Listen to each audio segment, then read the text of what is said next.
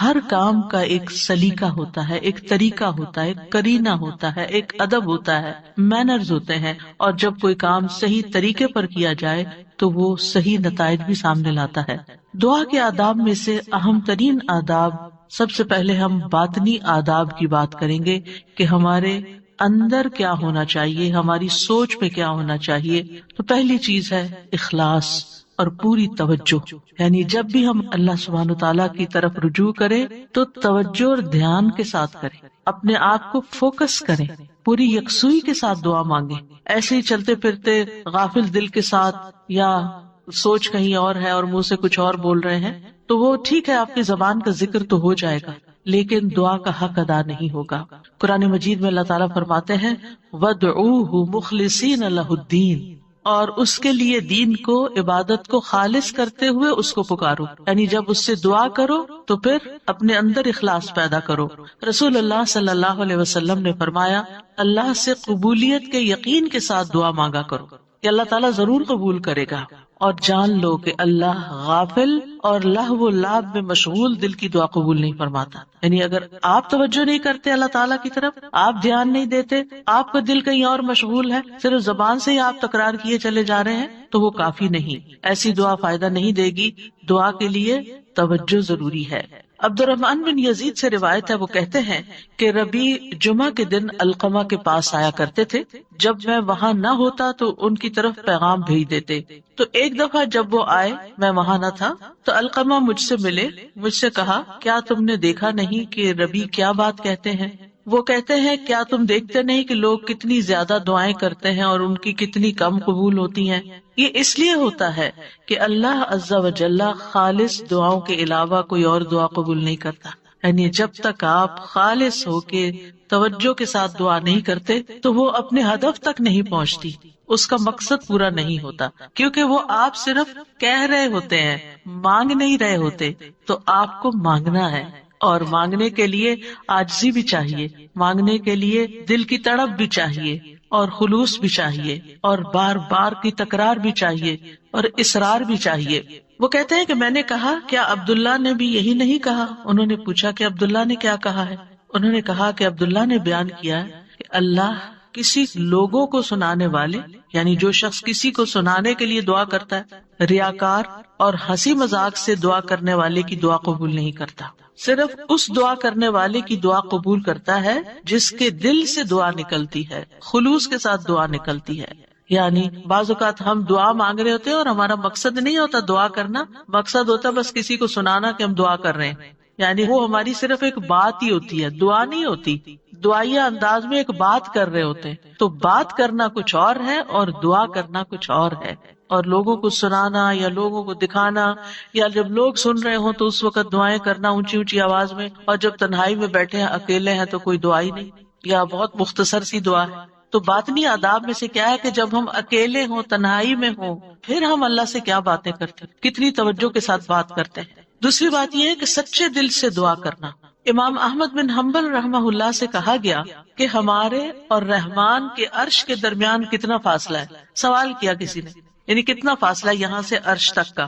انہوں نے کہا سچے دل سے سچی دعا کرنا، یعنی جب آپ سچے دل سے سچی دعا کرتے ہیں تو آپ کی دعا عرش تک جا پہنچتی، رب العالمین تک پہنچ جاتی، بس اتنا ہی فاصلہ ہے۔ انی قریب، اللہ تعالیٰ قریب ہے، دور نہیں ہے، اسی لیے وہ سنتا ہے ہماری۔ سبحان اللہ، اللہ تعالیٰ عرش پر ہوتے ہوئے ہمارے دلوں کے حال جانتے ہیں، اور ہماری چپکے چپکے کی ہوئی باتیں اور دعائیں اور آہیں اور پکار وہ سب بھی سنتے ہیں۔ پھر قبولیت کے یقین کے ساتھ دعا کرنا۔ نبی صلی اللہ علیہ وسلم نے فرمایا تم میں سے کوئی شخص اس طرح دعا نہ کرے کہ اے اللہ اگر تو چاہے تو میری بخشش کر دے، اگر تو چاہے تو مجھ پر رحم کر دے، اگر تو چاہے تو مجھے روزی دے دے۔ نہیں، بلکہ پختگی کے ساتھ سوال کرنا چاہیے، کیونکہ اللہ جو چاہتا ہے کرتا ہے، اللہ پہ کوئی جبر کرنے والا نہیں۔ تو پکی پکی دعا کرے کہ اللہ تعالیٰ یہ چاہیے، ایسا ہی چاہیے، اصرار کے ساتھ، تکرار کے ساتھ، خلوص کے ساتھ۔ اور پھر قبولیت دعا کے بارے میں پریشان نہ ہو کہ ہم نے تو خلوص بھی اور تکرار، اصرار سب کچھ کر لیا، پھر بھی ہماری دعا قبول نہیں ہوئی۔ عمر بن خطاب کہتے ہیں میں دعا کی قبولیت کے بارے میں پریشان نہیں ہوتا، بلکہ میں دعا کے بارے میں پریشان ہوتا ہوں۔ تو جب تمہارے دل میں دعا مانگنے کا خیال ڈال دیا جاتا ہے کہ مانگو، تو دعا کی قبولیت اس کے ساتھ ہی ہوتی ہے، یعنی قبولیت بھی ساتھ ہی آ جاتی ہے۔ تو اس لیے قبولیت ہو جائے گی اگر تم نے مانگ لیا، اپنا فرض پورا کر لیا۔ پھر یہ کہ خشوع و خضوع اور عاجزی کے ساتھ دعا کرنی چاہیے، یعنی دل کو حاضر کر کے اللہ سبحانہ تعالیٰ کے سامنے اپنی بندگی کا اظہار کر کے کہ میں کچھ نہیں ہوں، میں بہت کمزور انسان ہوں، میں فقیر ہوں، تو بادشاہ ہے، میرے ہاتھ میں کچھ نہیں، ہر چیز کا مالک تو ہے۔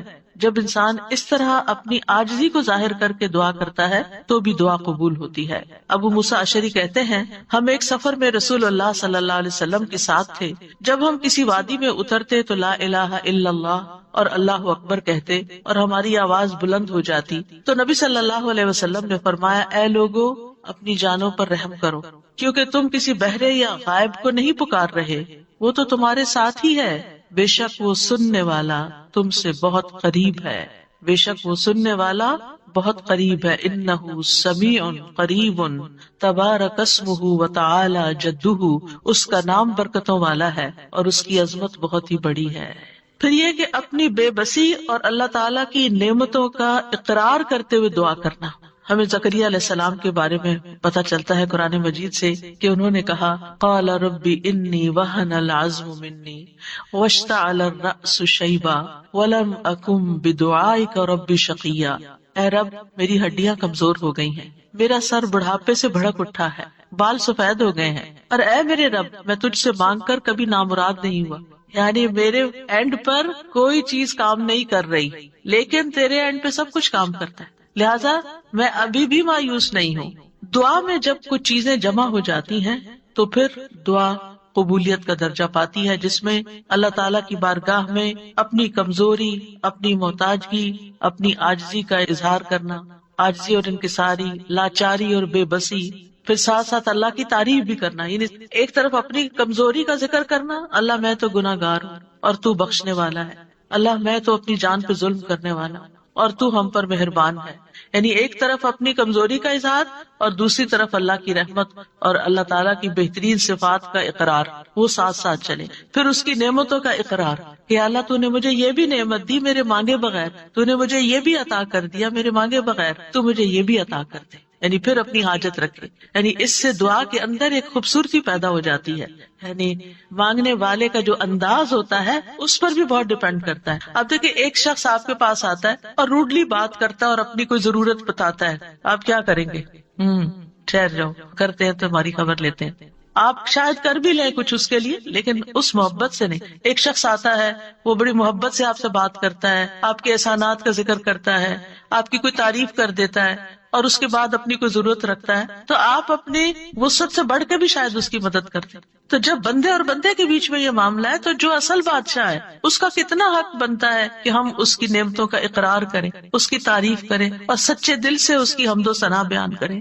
اور پھر خاص طور پر یہ کہ انسان اپنے گناہوں کا اعتراف کرے کہ یا اللہ میں گناہ گار ہوں۔ ایک تو ہوتا نا جو اوپر اوپر سے ہم کہتے رہتے ہیں ہم تو بڑے گناہ گار ہیں، وہ والا گناہ گار نہیں، جو اصلی والا اپنے کسی گناہ کو یاد کر لیں، یا اللہ مجھ سے یہ بھی زیادتی ہوئی ہے، میرے منہ سے یہ لفظ نکل گئے تھے، فلاں شخص کو میں نے ہرٹ کر دیا تھا، یا اللہ میری نماز لیٹ ہو گئی تھی، مجھے قرآن بھی صحیح نہیں پڑھنا آتا، میں نے پتہ نہیں اور کون سی غلطیاں کی ہیں جو مجھ سے زیادہ تو جانتا ہے، میں تو کر کے بھی بھول چکی ہوں، لیکن تو معاف کرنے والا ہے۔ حضرت سلیمان علیہ السلام نے کیا کیا تھا؟ رب اغفر لی وہب لی ملکا لا ينبغی لأحد من بعدی، اے میرے رب مجھے بخش دے، پہلے اپنی بخشش مانگی، گناہوں کا اعتراف کیا اور پھر اس کے بعد مجھے ایسی بادشاہت عطا کر جو میرے بعد کسی اور کے لیے نہ ہو۔ تو یہ اقرار بڑا ضروری ہے۔ فاعترفت بذنبی، اللہ میں اپنے گناہوں کا اعتراف کرتا ہوں۔ اور پھر آپ دیکھیے گڑ گڑا کے دعا مانگنی چاہیے، تضرعا وخفیہ، سورۃ الاعراف میں آتا ہے ادعوا ربکم تضرعا وخفیہ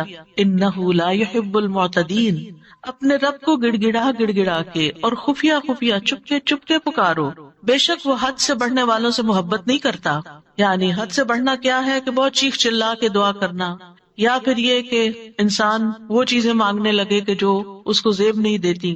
تضرع جو ہوتا ہے اس میں رونا بھی شامل ہوتا ہے، اپنی عاجزی اور انکساری کا اظہار بھی ہوتا ہے اور اصرار بھی ہوتا ہے۔ تضرع گڑ گڑانے کے معنوں میں یہ ساری چیزیں شامل ہیں، یعنی انسان اس طرح اپنے آپ کو اپنے رب کے سامنے بے بس پیش کرے اور اس کے الفاظ ایسے ہوں کہ اس کے اندر سے دل کی ساری خرابیاں نکل جائیں. یعنی آئی ایم نتھنگ، اے اللہ میں کچھ نہیں. اینڈ یو مین اٹ، کہ واقعی انسان سمجھے کہ میں بہت کمزور ہوں، غلطیوں کا پتلا ہوں، لیکن پھر بھی میں تیرے در پہ آیا ہوں. تو بادشاہ ہے، تو مجھے خالی ہاتھ نہیں لوٹائے گا، میری تجھ سے ہی امیدیں ہیں ساری. آپ دیکھیے نبی صلی اللہ علیہ وسلم سے بڑھ کر کون عبادت گزار تھا؟ سب سے زیادہ عبادت تو نبی صلی اللہ علیہ وسلم نے کی، لیکن بدر کے دن ان کا اللہ تعالیٰ کے آگے رونا اور گڑ گڑانا اور پھر اپنے ہاتھوں کو اٹھا اٹھا کے دعا کرنا، وہ ہم سب جانتے ہیں. صحیح مسلم میں آتا ہے غزوہ بدر کے موقع پر اللہ کے نبی صلی اللہ علیہ وسلم قبلہ رخ ہوئے، پھر دعا کے لیے اپنے ہاتھوں کو اٹھایا اور اپنے رب سے گڑ گڑا کے دعا مانگنا شروع کی. اللہم انجز لی ما وعدتنی، اللہم آتی ما وعدتنی، اللہم ان تہلک ہذہ العصابۃ من اہل الاسلام لا تعبد فی الارض. اے اللہ میرے لیے اپنے کیے ہوئے وعدے کو پورا فرما، اے اللہ اپنے وعدے کے مطابق معاملہ فرما.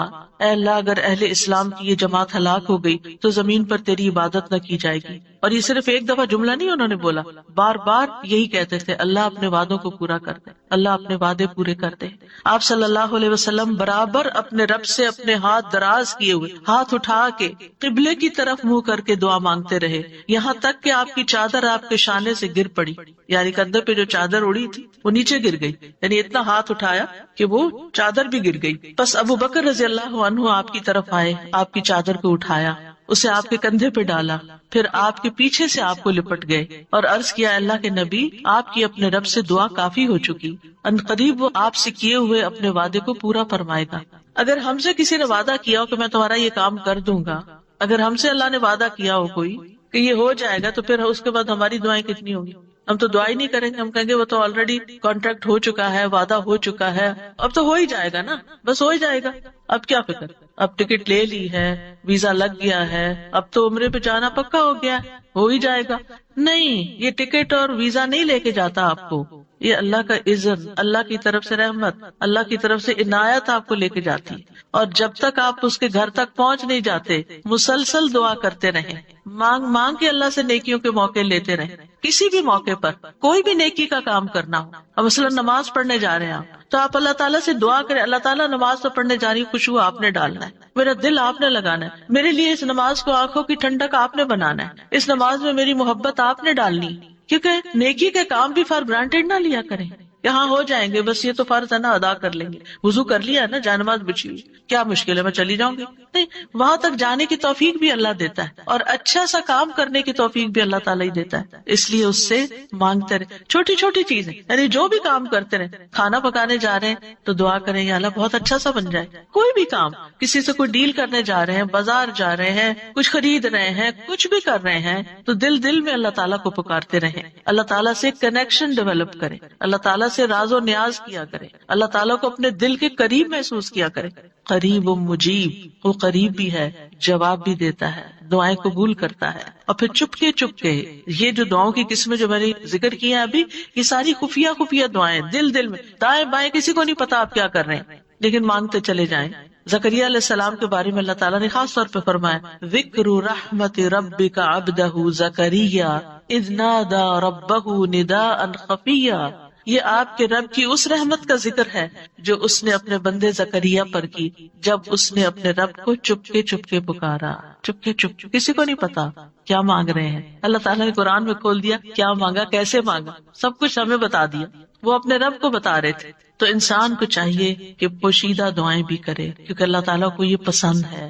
اللہ سے وہی انسان تنہائی اور علیحدگی میں سرگوشی کرتا ہے جس کو یہ یقین ہو کہ اللہ تعالیٰ اس کے بہت قریب ہے. حسن بن ابی حسن کہتے ہیں کہ ہم نے اپنے زمانے میں ایسے لوگ پائے جو اپنے نیک اعمال میں سے جس عمل کو مخفی رکھنے پر قدرت رکھتے اس کو اتنا مخفی رکھتے کہ کسی کو پتہ نہیں چلتا تھا، چھپا کے عمل کیا کرتے تھے. اور دعا بھی اس میں سے ایک ہے، یعنی آپ دعا کریں چپ کے چھپا کے، صرف اپنے رب کے ساتھ شیئر کریں. آپ دیکھیں آپ اپنے سیکریٹس کس کے ساتھ شیئر کرتے ہیں؟ جس سے آپ کو سب سے زیادہ محبت ہوتی ہے، جو آپ کے سب سے زیادہ قریب ہوتا ہے، صرف فزیکلی نہیں، جو آپ کے دل کے قریب ہوتا ہے. تو اللہ سے بڑھ کر ہمارے دل کے قریب کون ہو سکتا ہے؟ اور اللہ سے بڑھ کر ہمیں محبت کس سے ہونی چاہیے؟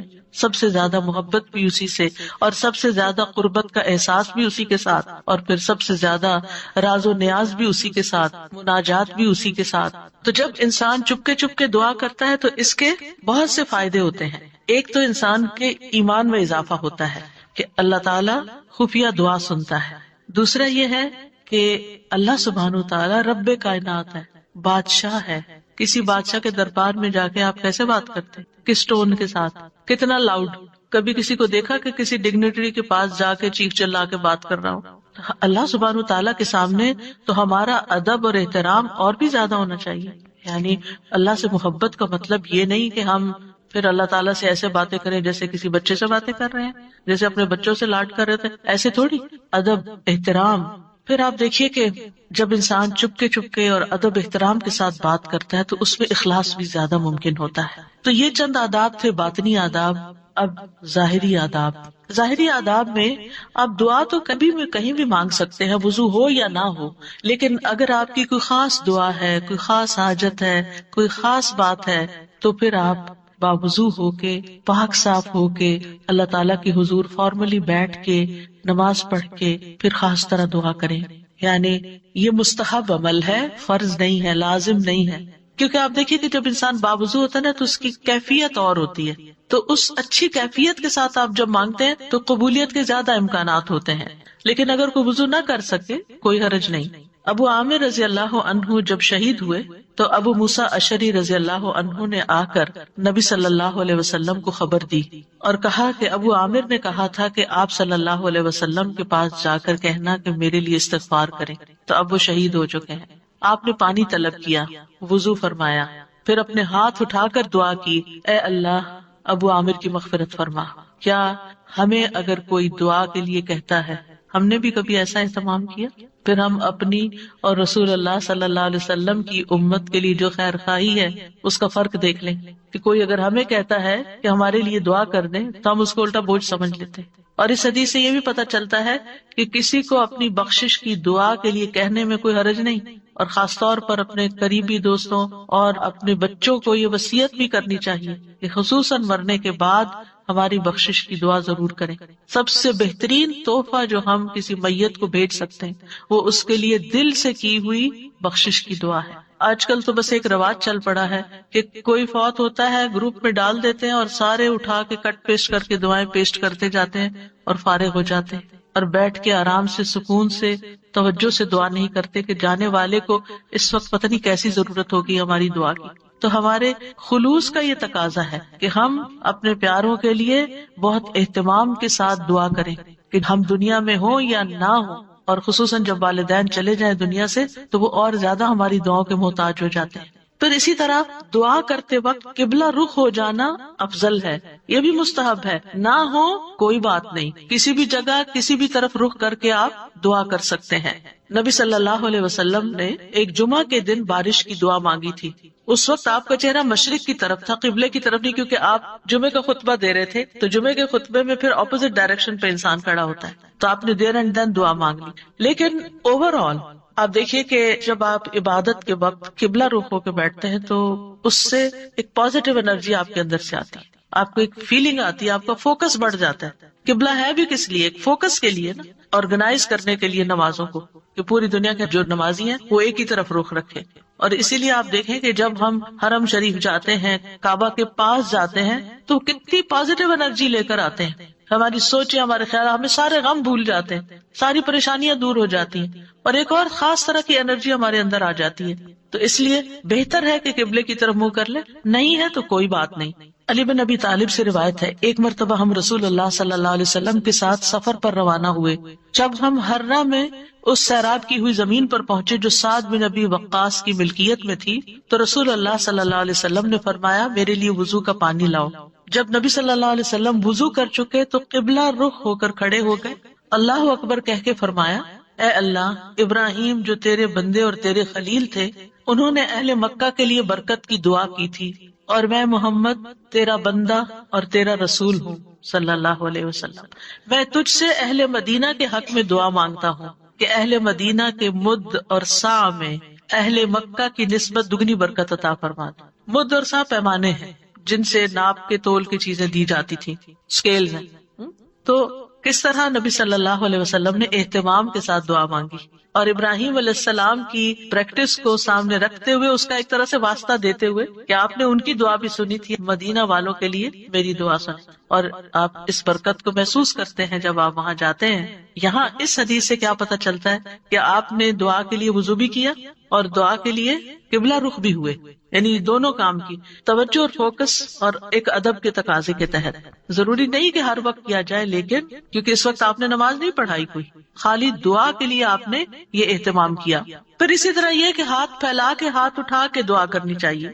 رسول اللہ صلی اللہ علیہ وسلم نے فرمایا، بے شک تمہارا رب تبارک و تعالی بڑی شرم والا اور بڑے کرم والا ہے، اس کو اس بات سے شرم آتی ہے کہ اس کا کوئی بندہ اس کے آگے ہاتھ پھیلائے اور وہ ان کو خالی لوٹا دے، یعنی آپ ہاتھ کرتے ہیں آگے تو خالی نہیں لوٹاتا، وہ آپ کو عطا کرتا ہے۔ اچھا، بعض لوگ تو کیا کرتے ہیں، ایسے مٹھیاں بند کر کے ایک مٹھی کے نیچے دوسرا ہاتھ، اتفاق سے نظر پڑ جاتی ہے، کچھ لوگ نماز کے بعد ایسے بیٹھے ہوتے ہیں اور دعا کر رہے ہوتے ہیں، کچھ لوگ تو یہ ہے کہ ہاتھ اٹھاتے ہیں تو بس اس طرح ڈھیلے ڈھالے سے چھوڑ دیتے ہیں۔ تو کم از کم اتنے تو اٹھائیں کہ آپ کی بازو کو محسوس ہو کہ آپ کے ہاتھ اٹھے ہوئے ہیں، اور اوپر تو آپ جتنا چاہیں پھر لے جائیں۔ پھر اسی طرح ایک اور روایت میں ہے، رسول اللہ صلی اللہ علیہ وسلم نے فرمایا، جب تم اللہ سے سوال کرو تو اپنے ہاتھوں کی ہتھیلیوں کے ساتھ مانگا کرو، ہاتھ پھیلایا کرو، ہاتھوں کی پشت سے نہیں مانگو، الٹے ہاتھ سے نہیں دعا کرنی کہ آپ کے ہاتھ نیچے کی طرف ہو، یعنی ہتھیلی اندر ہو، جیسے کوئی چیز کسی سے مانگتے ہیں یہ لیتے ہیں، ایسے لینے والے انداز میں۔